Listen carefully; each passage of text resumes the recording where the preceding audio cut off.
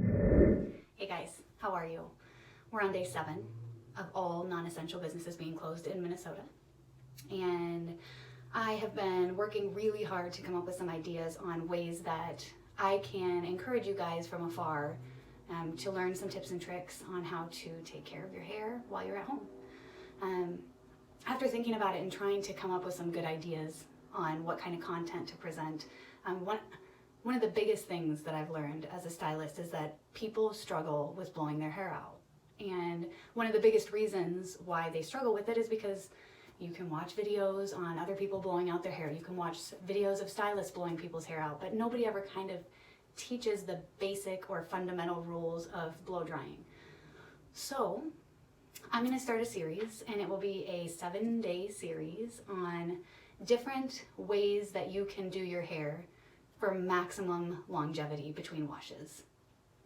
Today I'm going to start out with just some tips and tricks about blow drying and how to make it a little bit easier for you at home, some products to use, some tools that make it really a lot just more easy to achieve a similar look.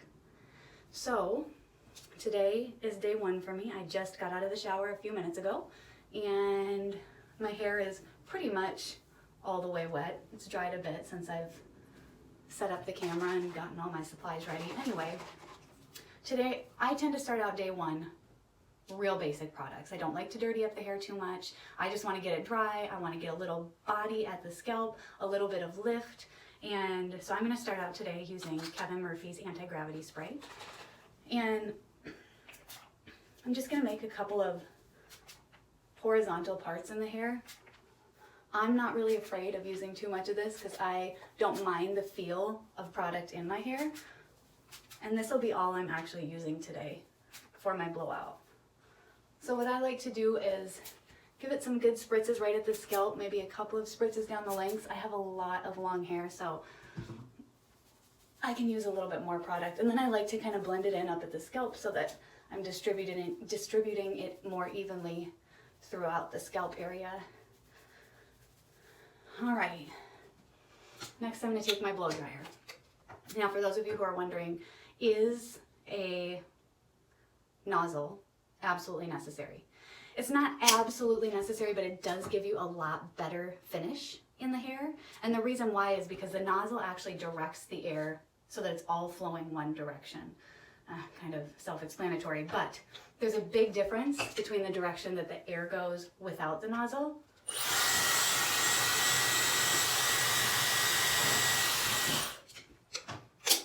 versus with the nozzle. So just having the nozzle on there just gives it a little bit more control. And so I recommend using it. Additionally, you never want to get the blow dryer too close to the hair. A lot of blow dryers, this is a Dyson, which I love and recommend, by the way.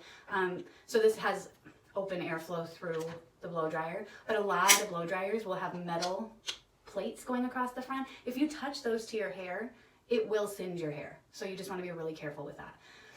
So I've got my nozzle on. I'm going to start by rough drying the hair. I want you to notice that as I'm rough drying, I'm always working scalp to ends. And the reason why is because we're trying to smooth that cuticle out. We don't want to go ends to scalp. That's just going to make everything fuzzy. It's going to open up that cuticle, and it's just going to be a lot harder to control once we get the round brush in there. So let me just show you a couple of examples. Scalp to end versus if I'm blow drying it here. See how that's just making everything a lot more crazy? It's just not necessary. So we're gonna just rough dry a little bit here.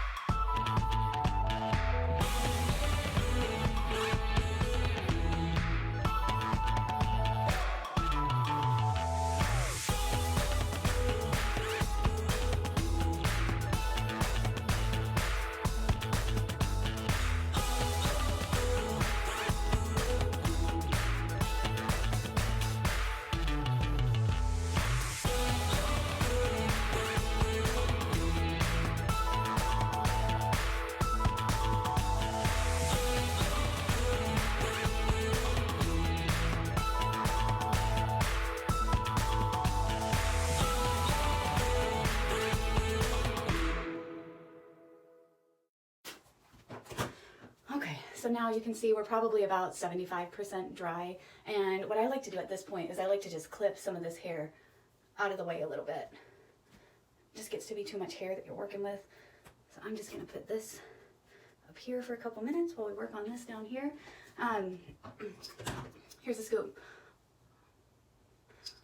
When we're round brushing our hair, if we want maximum volume, we want to make sure that wherever we're taking that hair from, we are lifting the hair at the scalp. We never, if we want volume, we never want to be using that brush and pulling the hair down, because as you can see, that's just smoothing the hair at the scalp out, and it's going to actually make the most sleek look of the hair. So we want to make sure that when we're round brushing, we are, wherever that section is, we are lifting up from that section and directing the air down from the scalp to the ends, as opposed to pulling that down and weighing those roots down.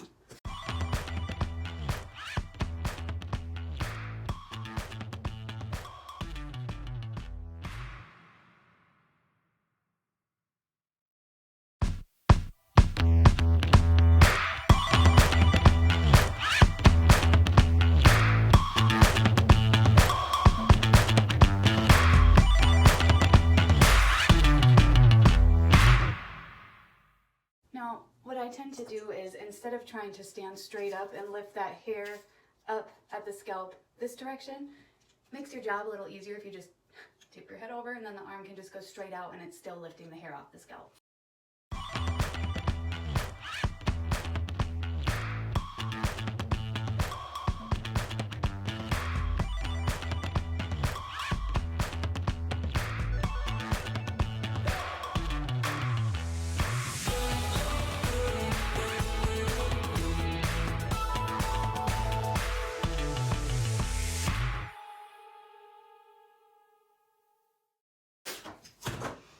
Okay, first section is done. I have a little bit of bounce here at the scalp, feels great. Now we're going to take section 2 down. And I just like to leave a little moisture in this front fringe area. Sometimes I do that first just to make sure it gets a nice shape, but we'll just leave a little moisture in here today so you can kind of get the gist.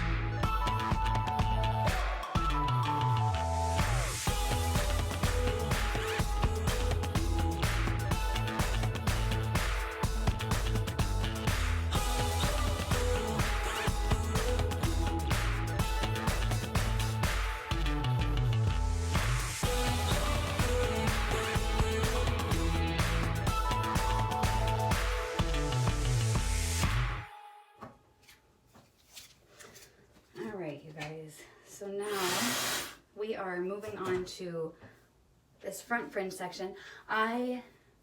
For long hair like mine, or if you want lots of smoothness or a little more body, I tend to use a 3 to a 3.5 inch brush. I love this Ergo brush. I can't find them anywhere anymore, but I love it.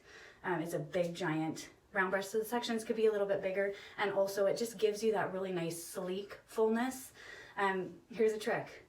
The bigger the brush, so the bigger the diameter of the brush, the more body you're going to get. The smaller the diameter of the brush, the more curl you're going to get. So if you're looking for something a little bit more bouncy, a big 3-inch round brush might not be your best bet. You might want to go with something a little bit smaller, even like a 2-inch brush, or you could really even go down to like 1.5 inch brush if you wanted to.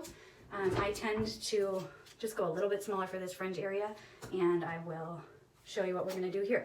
So generally I like to blow out around the face, just to make sure that I'm smoothing out any growth patterns. Oftentimes growth patterns also show up in this front fringe section.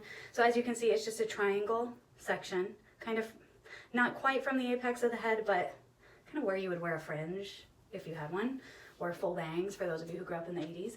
I'm going to take the smaller round brush, and I'm going to start by giving a little body at the scalp going under, and then I'm going to take that hair and I'm going to bring it back and over to give it a little bit more bend and just a little bit of lift at the scalp.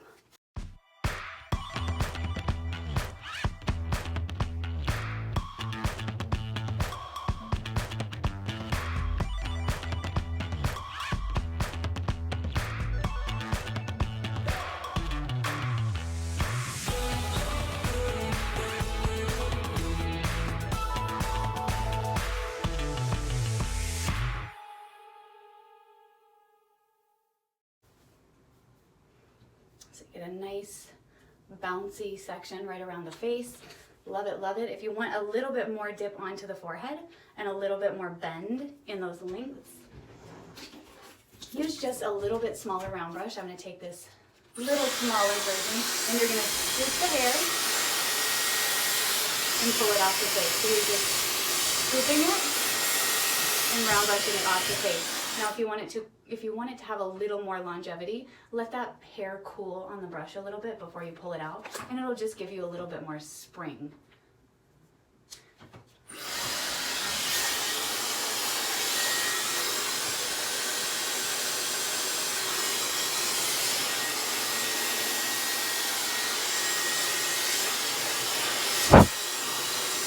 So here's another trick. On almost every blow dryer, there's a cool button. If you're wanting to cool the hair faster, just go ahead and hit that cool button. Again, go scalp to ends with the cool air, just to help it cool down a little bit faster. And there you have it.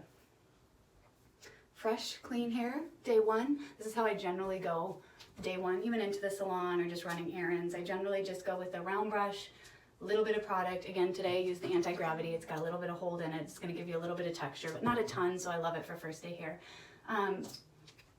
The largest Ergo brush, which I love. This is Ergo 65 CI. And then I went down to the 390 and 370 for the fringe, and this is the Technique style, or Technique brand brush.